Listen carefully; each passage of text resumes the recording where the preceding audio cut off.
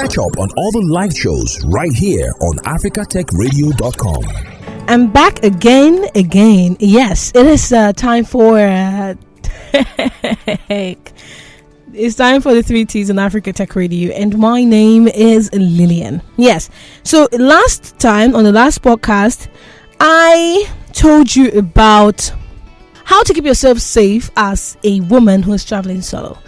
But it was too long. Like I have so many safety tips for you, so I decided to cut it in two. I broke it down into two for you. So I've given you the part 1, and now it's time for the part 2. So I just want to start by telling you that you should secure travel insurance.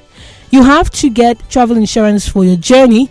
Make a record of your insurance policy information. Ensure that you have a clear understanding of what is covered, and you can carry both your policy number and the contact number of your insurance company with you at all times, just in case of emergencies. All right, these 2 pieces of information are vital for getting approval for medical treatment if the need arises. And if you are uncertain about which insurance company to choose, just ask your friends who are frequent travelers. They will tell you. I know, as ladies, we are always tempted to pack to travel very heavy. I'm talking of packing everything in the world. But do you know that you can wear repeat clothes? You can wash and repeat clothes when you travel. There's no law against that. Always pack light. If you pack light, you have the option of just standing and disappearing. Nobody will know where you're going to. You won't have any issue with moving your stuff if you pack light. But if you're always packing everything, you pack 200 shoes, 10,000 tops, and 50,000 trousers, it is difficult for you to be ready to just move. You have to be ready to move. It's security. Just like when you're going traveling, you're wearing heels. Why are you wearing heels on a journey? Why don't you just put on sneakers or something that you can actually take off in, right? Make sure you do that. And pack locks. Have at least 2 locks, one for your luggage and the other for securing your belongings in lockers. You'd know whether you need them or not when you go to where you're going to stay, your Airbnb or your hotel or wherever it is you're going to be. But if you have extra lock with you, it's always good so that you can keep your property safe. Sometimes people will, you just step out to clean, and when you're done cleaning, so sometimes how you step out and the hotel workers or whoever it is come in to clean, and sometimes they'll violate your luggage. So it's good if you locked it with very good padlocks and take the key with you. All right. Also, ensure to exercise caution when you are consuming alcohol. I know we love to drink alcohol, but make sure you are balanced. You don't drink to stupor. I know people who will drink till they are drunk. If they're not drunk, they'll tell you, what's the aim of taking alcohol if I'm not going to get drunk? So they drink and drink until they are drunk. You can do that in your house, but you should not do that when you're traveling. If you overindulge, your judgments can be impaired and your personal safety can be harmed. So if you're heading out alone, if you're traveling alone, of course you have to inform your people about your plans, but consider limiting the number of bottles you're taking in terms of alcohol. And if it is mixed, you don't know where it is from, say no to it. I've said this thing before about blending in, but this is more than just dressing less conspicuously. It is also about acquiring a few phrases that can prove helpful. It is also about learning the local language. It's also about learning some phrases, even if it's just a short one, of the local language that make people know that think that you know that you're there, you've been there before, somebody there. All right, do that and you'll be good. You can use Duolingo for that. You can use Google Translate for that. Find out some phrases, some answers to common questions in their language if they don't speak 100% English there. Also have an international phone plan.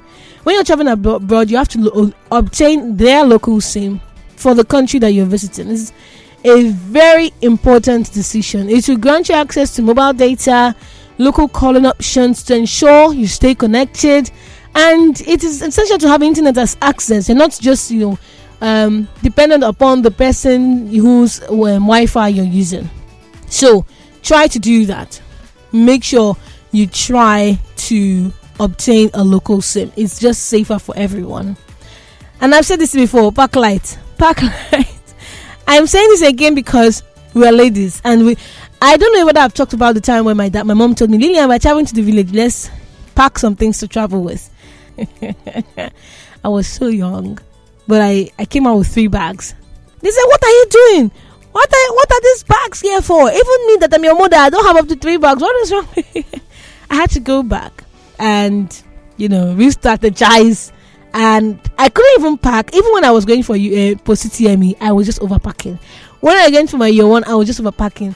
But my friend taught me something. Write a list. Take a list. Okay, I'm going to stay for 7 days. I'll wear this trouser for 3 days. Yes, it's not a crime.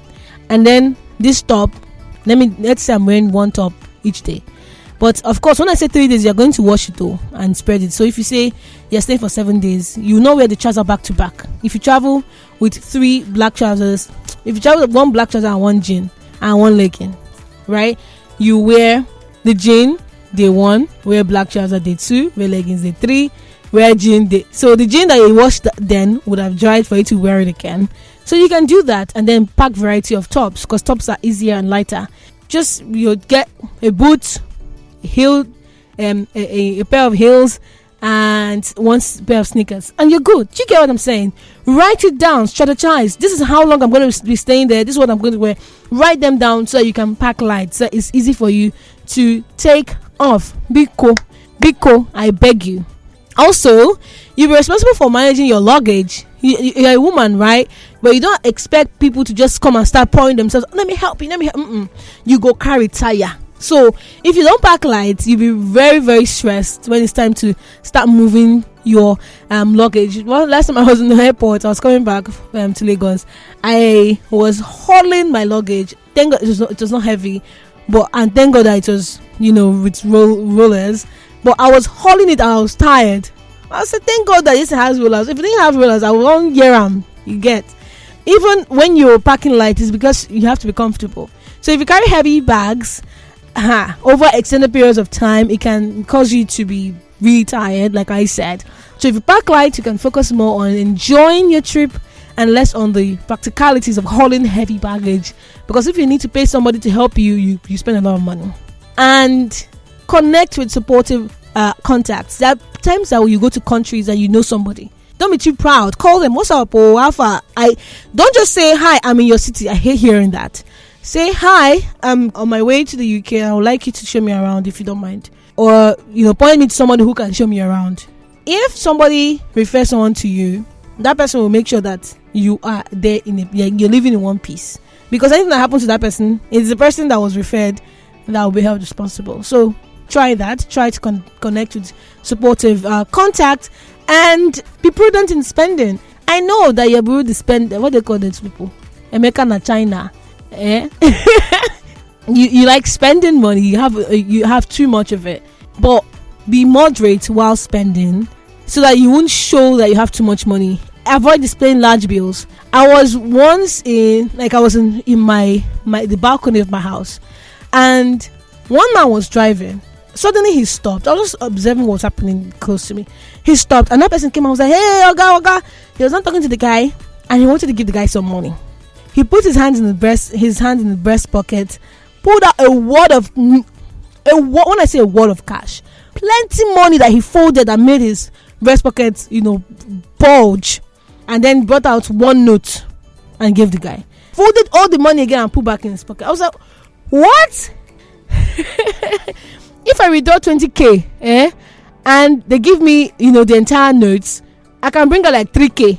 Fold the rest and put it somewhere else. Put the 3k in my pocket. If you say, okay, I want to pay for something, I'm bringing from the 3k I've already put. I feel like partition money. Until now, I still do that stuff. So why would you be displaying $100 or you're displaying pounds, large numbers? Don't do that. Okay? Don't do that. If you flash money on people, pickpockets and muggers, they'll follow you.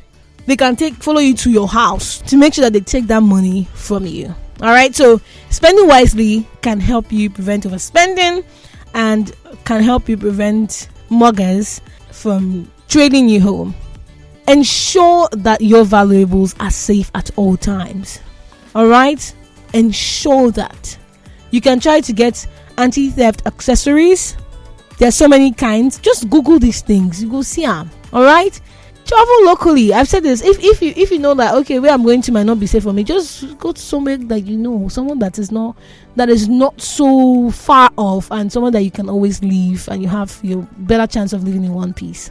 Now there's this thing I saw where somebody said, I want to make my own alarm. He wanted to know, of course he was doing something bad.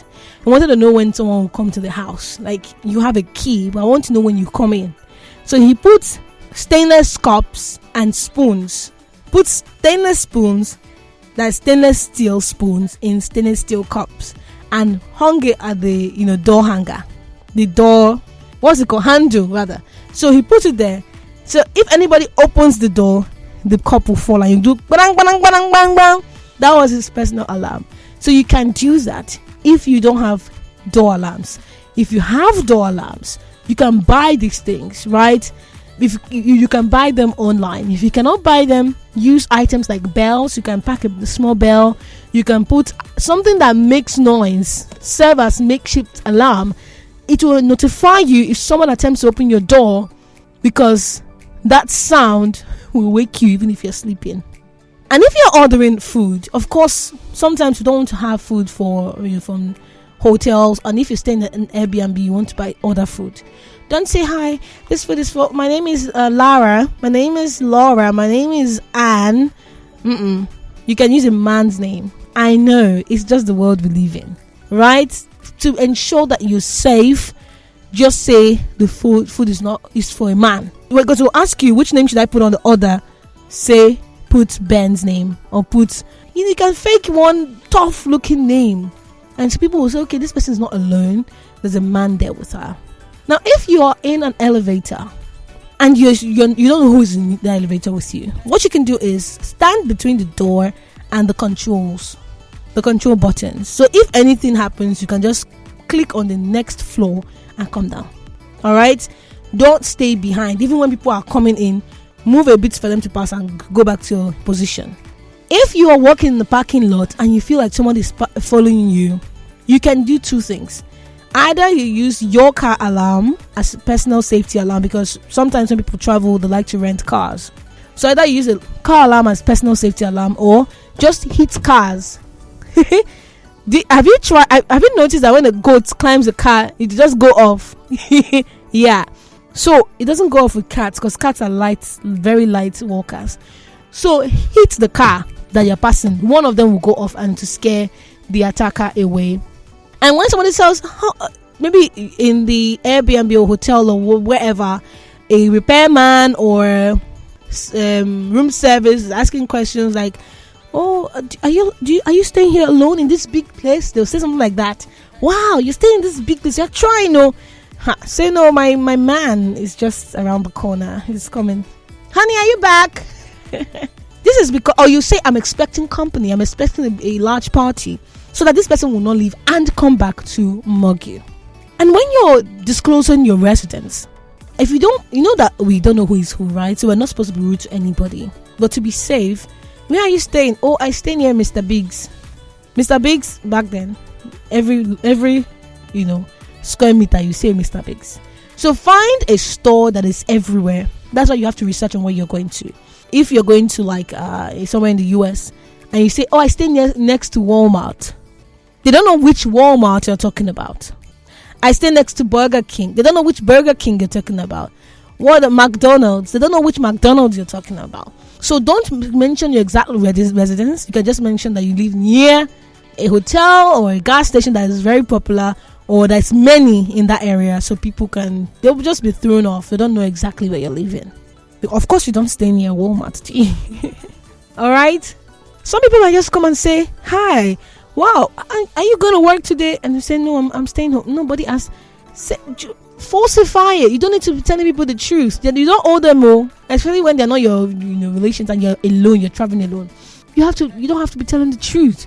You can twist the truth in some way that they will not understand. And one thing that has helped a lot of people is feigning a lack of understanding of the local language. You don't understand the language. Act as if you're confused, right? It will make them say their true intention, because sometimes they'll be pushed to say what they want to say in the language that they think you don't understand, and you'll catch them. All right? If you don't want to talk to them, just pretend, hey, mi amor. Just pretend as you're not hearing anything. You don't understand what they're saying, and you just leave. Most times they'll say what they want to say because they think you don't understand. So as a solo traveler, these tactics would help you if you really listen to them. Okay? And if you forget, you can always come back to listen again. Always ensure you're safe at home and abroad. These tips can help you anywhere in the world. All right? My name is Lillian, and you've listened to the 3 T's on Africa Tech Radio. Have a wonderful day. Of course, we have so many contents for you. Thanks for listening, and don't forget to catch up on all the live shows right here on africatechradio.com.